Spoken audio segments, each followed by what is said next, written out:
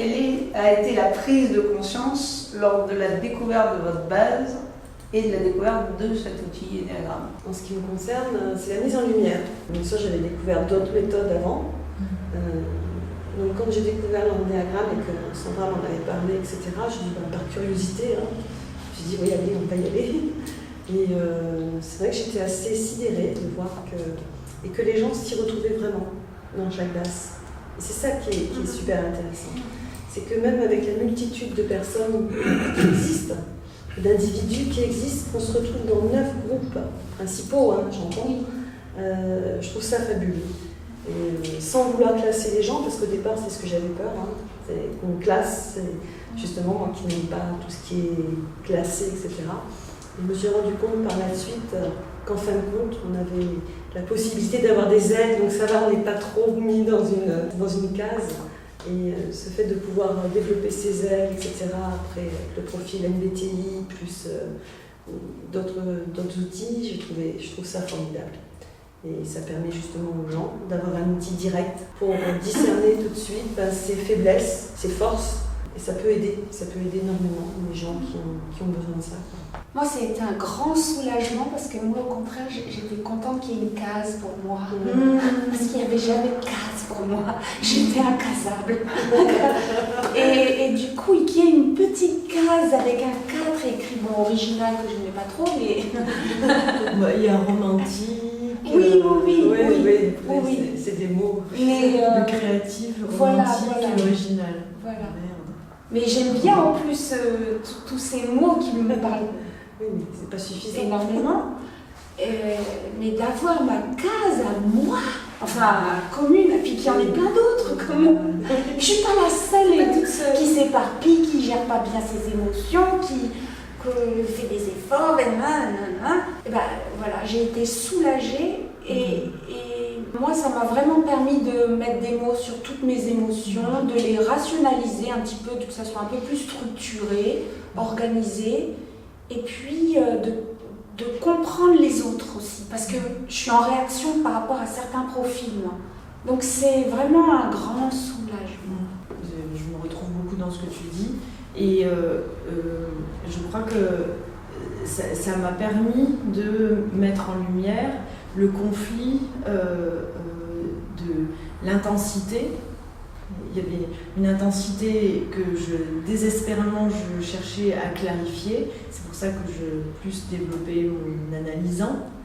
Mais sauf que il y avait l'énergie qui allait comme ça, et puis il y avait l'analysant qui faisait comme ça.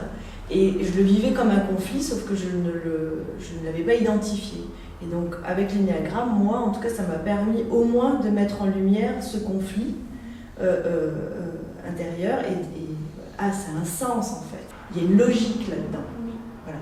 Il y a une logique dans ce truc qui va, mais il y a une logique. Donc, et après, moi, je rejoins tout ce que vous avez dit, que ça permet de comprendre les autres, évidemment.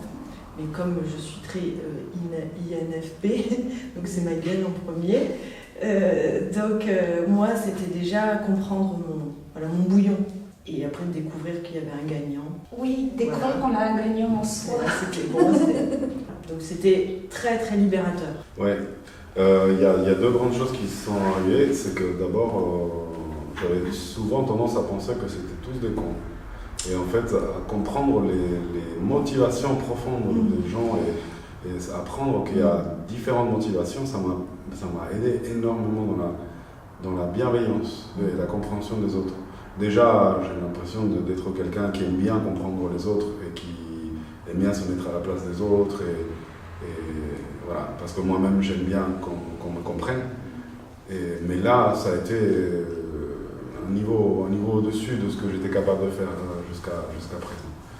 Et d'un point de vue personnel, ça a été me réconcilier avec des traits de ma personnalité que j'essayais vraiment, mais ouvertement d'étouffer, et que ça ne marchait pas forcément.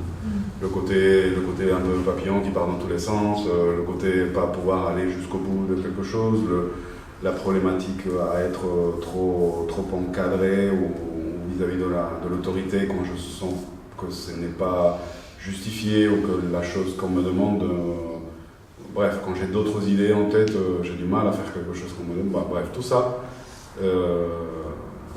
voilà, ça m'a permis à moi de pouvoir travailler sur moi de façon beaucoup plus fine. Et pas dans la réaction, mais dans l'évolution. L'acceptation. Voilà. Et ça a du sens. Pour nous les quatre, j'ai l'impression qu'il faut que c'est du sens. Il faut que ça se... Ça a mis du sens. Ça, ça met du... Voilà. Si ça n'a pas de sens, ça ne nous intéresse pas. Bah, je sais pas vous, mais moi j'ai tendance à me dévaloriser souvent. Et le fait de voir de façon objective et sans la charge émotionnelle qu'on peut avoir nous quand on se regarde, les traits de personnalité qu'on peut avoir dans une page, boum, boum, boum, boum, boum, tout d'un coup on a comme une vision plus positive ou le potentiel, on arrive plus facilement à le voir que, je sais pas, le côté créatif par exemple, on peut le subir pendant toute sa vie. Et là, le lire juste côté créatif, et ça peut déboucher dans telle et telle chose. Tout d'un coup, je dis, ah, mais oui, il est temps de revendiquer mon côté créatif. Mais, bref, voilà. Le libérer. Oui, bah, je prends ça comme un exemple, mais il y en a plein. On en a plein d'atouts.